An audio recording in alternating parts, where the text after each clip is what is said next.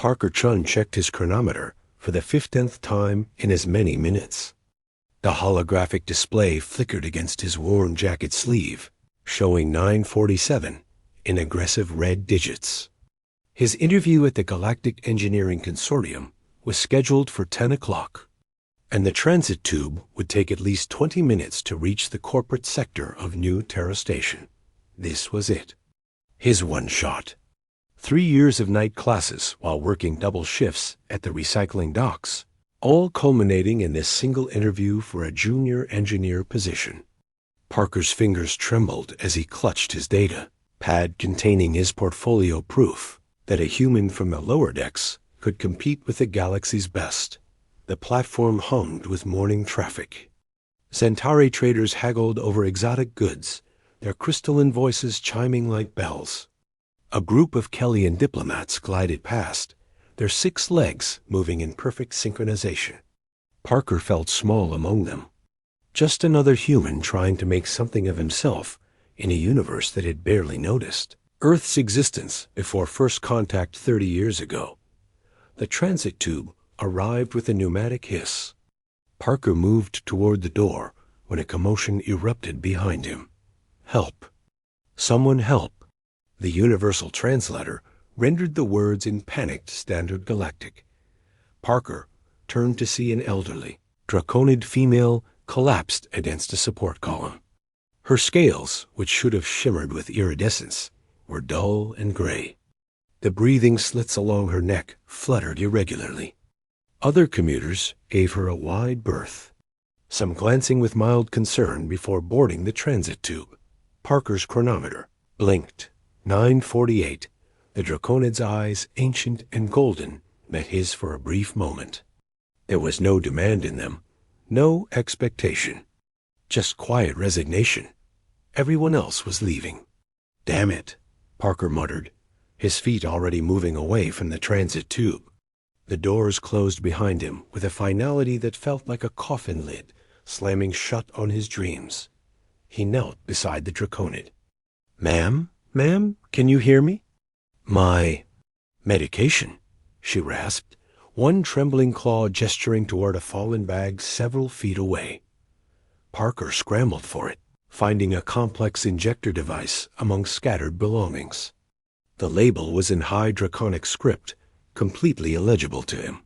Which one? How do I... The blue ... vial into... The secondary heart. Left side. Parker's hands shook as he loaded the injector. Secondary heart? Left side? Draconids had 3 hearts arranged in a triangular pattern. He'd learned that in xenobiology class. But which was secondary? He pulled up a reference image on his datapad with his free hand, cross-referencing frantically .09:5, 2. There. Left anterior position. Approximately 15 centimeters below the primary shoulder joint. Parker pressed the injector against the indicated spot, praying to gods he didn't believe in that he'd gotten it right. The device hissed, delivering its payload. For a terrible moment, nothing happened. Then color began returning to the Draconid scales. Her breathing steadied, and her eyes cleared.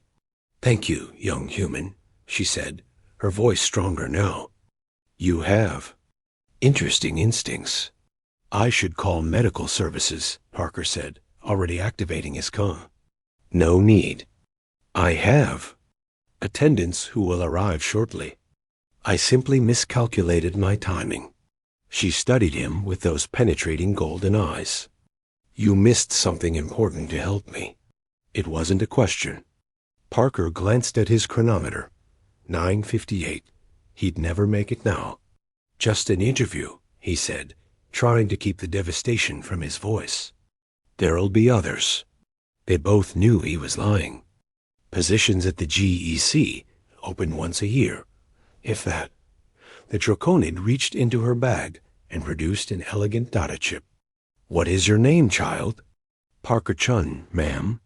"Well, Parker Chun, you have done this old dragon a great service. More than you know." She pressed the chip into his palm. "Present this at the consortium. Explain that you were delayed rendering emergency aid." They are. Not without compassion. Parker doubted that, but he pocketed the chip politely.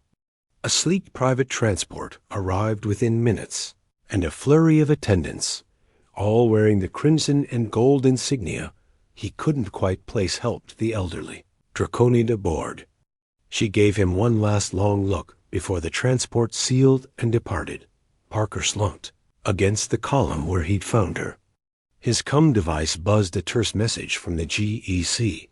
Applicant Sean failed to appear for scheduled interview. Application rejected. 3 years of work gone in 20 minutes of basic human decency. 2 days later, Parker was back at the recycling docks, sorting debris in the station's lower levels, when his supervisor called him to the office. He expected termination. He'd been distracted and slow since missing the interview. Instead, he found his supervisor pale-faced and stammering, standing beside a Draconid official in royal regalia. "Mr. Parker Chun?" the official inquired formally. "Yes? You are hereby summoned to the royal palace of Draconis Prime. Her Majesty, Queen Saravain, wishes to meet the human who saved her mother's life." Parker's mind went blank. Mother? Queen? The old dragon lady had been. Additionally, the official continued, producing an official seal that made Parker's supervisor audibly gasp. "Her Majesty has appointed you as Chief Human Liaison Engineer for the Royal Technical Institute, reporting directly to the throne. Your compensation and benefits package has been transmitted to your account. A transport awaits." Parker stood frozen as the numbers flickered across his data pad, a salary that was 50 times what the GEC position would have paid. Full citizenship status on Draconis Prime. Housing in the Capital District, research grants. As staff. The Queen Mother insisted, the official added with what might have been a smile, that humans possess a particular gift, the instinct to help those in need even at great personal cost. She believes this quality is precisely what the galaxy needs more of. She also mentioned you have interesting instincts about xenobiology. As Parker followed the official toward the private transport, still in his recycling dock jumpsuit and smelling of industrial solvents, he thought about that moment on the platform. The choice that hadn't really felt like a choice at all. That maybe humans did have something special to offer the galaxy. Not superior technology or physical prowess, but something simpler. The reflex to stop when others walked past, to help when help was needed, to choose compassion over convenience. The transport lifted away from the lower decks, carrying Parker toward a future he'd never imagined. Behind him, his old life receded. Ahead, the stars waited dot, and somewhere in that vast galaxy, an old dragon lady smiled, knowing she'd been right about the scruffy young human with kind eyes and trembling hands. Humanity, indeed.